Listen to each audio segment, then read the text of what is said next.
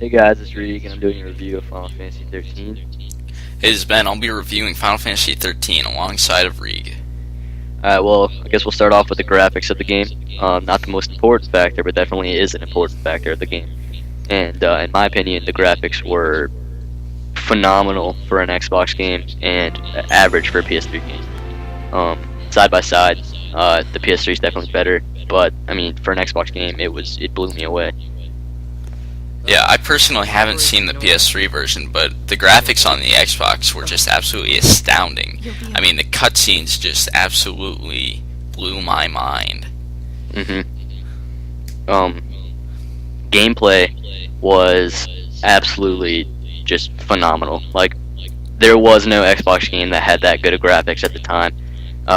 With that gameplay, the gameplay was hardly different than the cutscenes, which is hard to achieve. Like, if you go back to Final Fantasy X and they have the FMVs and there's crazy awesome graphics, and then it goes to crappy graphics of PS2, and then you go to this game and it's just it's All around great. Yeah, like I can't remember the name of the place, but near Endgame, there was just great expanse of land, and you could see everything. The scenery was absolutely amazing.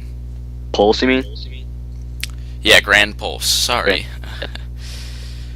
Yeah. I was thinking like Outlands, and I'm like, wow, this is not WoW. Yeah, Square really knows how to show stuff off. They really know how to do it. They're really good Yes, at it. they do.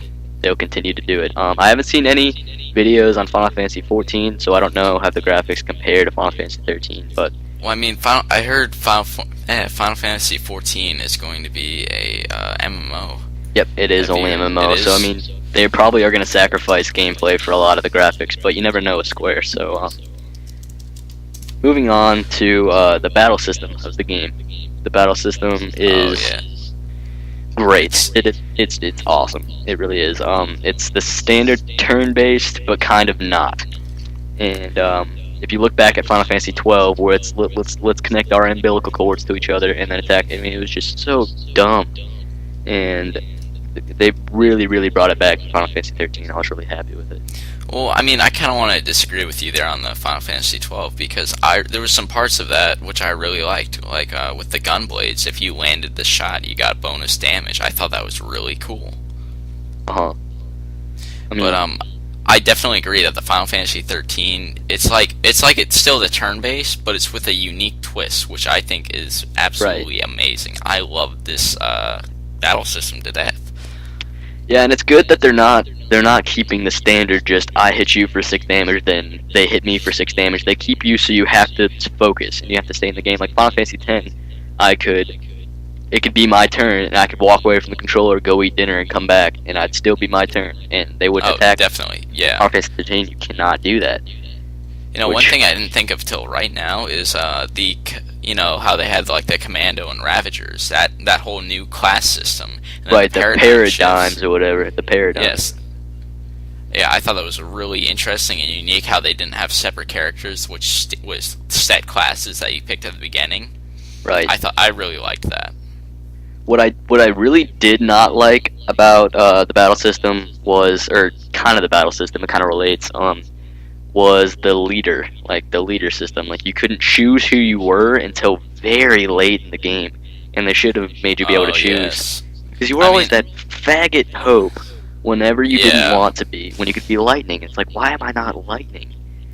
Yeah, I mean, there was parts of it that made sense why they had you do that, because they still wanted to keep it having, their role-playing game element to it. Right. But I think it also lost that because it's a very linear game. I mean, there was only one path you could go in, and that's it. I mean, well, depending until you got towards the end where you could do the little side missions and stuff. I still thought that was very, because there's still that one main storyline. There's nowhere else you can go. Like, even the open world map of Grand Pulse, it's not that large. It feels like an area within the game. Right, it's not like a city in New York or something where you pretty much can go wherever you want to go. Or it still sticks to that straight path. But I mean, I haven't been to Grand Pulse yet. So, what's your personal experience? What was your the side missions? How was that? Side missions. I thought some of them were, little pointless and annoying because you had to run around Grand Pulse, and before you got the Chocobo, it took forever to get across Grand Pulse, and even with the Chocobo, it still took a while. But I mean, with the shards, though, it took less time to get around, but I still thought it was a pain getting around Grand Pulse. Right. And what was the reward for completing all the side missions? Is there a achievement or a trophy? Yeah, there's an achievement and a trophy, I believe, for beating all these side missions on with a gold ranking or A ranking. No, Yeah. it's an S ranking. That's what it is. How achievable is that? Is that super hard, or is it super? I wouldn't say it's super hard, but I think there are I think the vast majority of them you can easily get that. But there's a couple that are very hard, and it took me several tries to beat them. Like the ones where you had to get the Genji gloves. I thought those were Right. very hard missions. Well, yeah, obviously, because that'll break that breaks the damage barrier Yeah. and the HP barrier, right? Yeah, what it does is if you have high enough strength or damage to where you're hitting their cap, which was 99,999, it'll hit over that amount. But there was something glitchy about their achievement. For some reason, I didn't get it until I had the Genji go up for quite a while, and I had been hitting. I didn't get it until I hit over 400,000. For some reason, it just didn't give it to me. And I think even with the Genji glove, there is still a cap of damage, which is, I believe, 999,000. Yeah, there is. It's always been like that in all the games that you get the damage barrier breaking. Yeah. Moving on to difficulty of the game. I haven't played all the way through the game yet, but so far, if you grind levels and if you put enough dedication into the game, it's not that difficult. But I also, the first time I played it, I didn't stop and go back and grind levels. I just ran through the game, and I got to points where I was just getting so pissed off at the game. I just didn't want to play it. Come for me for help. Yeah, definitely. Yeah, I thought it was really easy up until the side missions at Grand Pulse and the giant turtles or elephants, whatever they were. I had a hard time with those until I got my Genji glove, and I think everything that's part of their main storyline is pretty simple, but all the extra stuff and then some parts of the main storyline were rather difficult. It seems like with a couple of the bosses, they lead you up, like the enemies before the bosses are really easy, and then you get to the boss and you're like, oh, I bet you this is going to be really easy, and then it's not, and then the boss is super hard, and it's like almost misleading. I never really had any problems with the bosses. I mean, that might have partially been because I had the Final Fantasy XIII guide, or that might have just been because they weren't that hard. Yeah, that's true. I didn't have the guide. That's a good thing to compare. Did you ever play the game without the guide? Yeah, I played through about halfway through the game without the guide.